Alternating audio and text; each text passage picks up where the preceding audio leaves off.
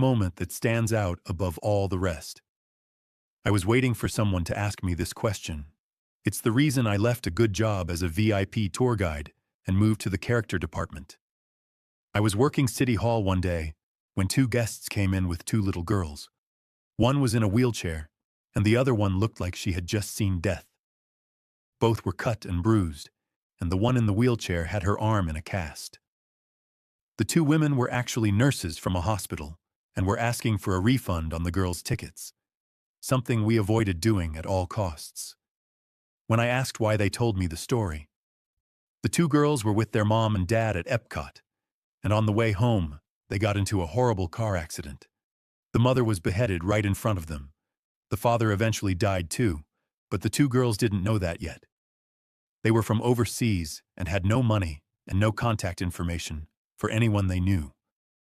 They were bringing the tickets back to get the girls some much-needed money to help get them back home. My heart absolutely sunk. If you had seen these girls, you'd know why. They were truly traumatized.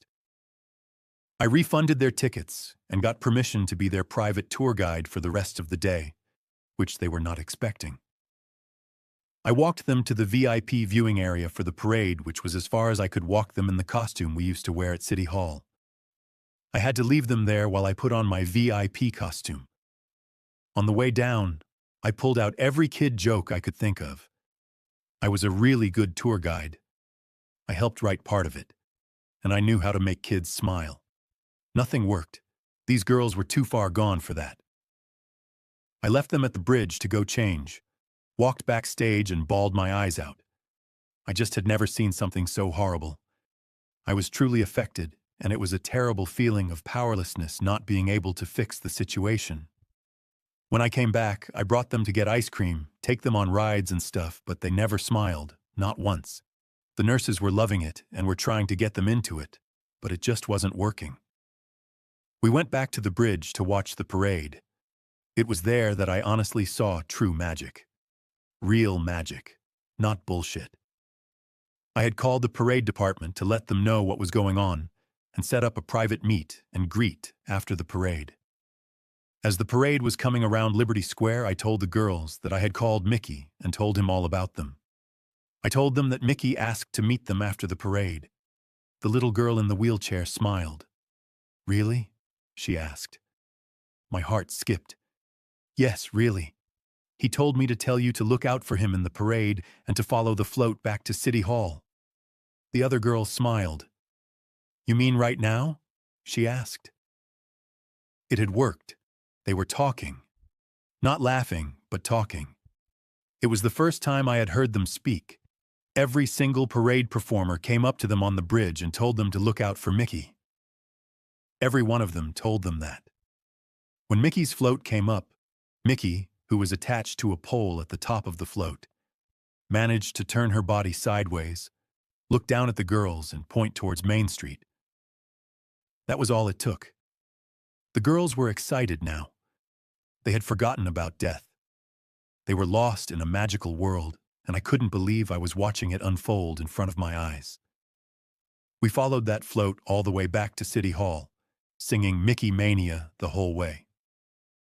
Back then, City Hall used to have a VIP lounge behind the desk that was for privacy during difficult situations or to host celebrities. I took them in and showed them the book where all of the autographs were. They were eating it up.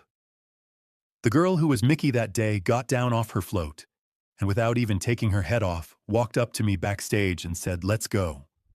I walked in with Mickey behind me, so I got to see the exact moment the girls met their new friend.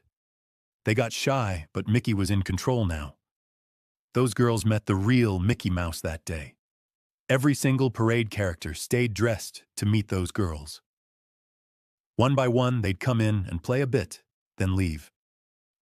We were in that lounge for over an hour. Mickey stayed in costume the entire time, which is hard to do after a parade. When Mickey finally said goodbye, I had two excited girls on my hands that couldn't stop smiling.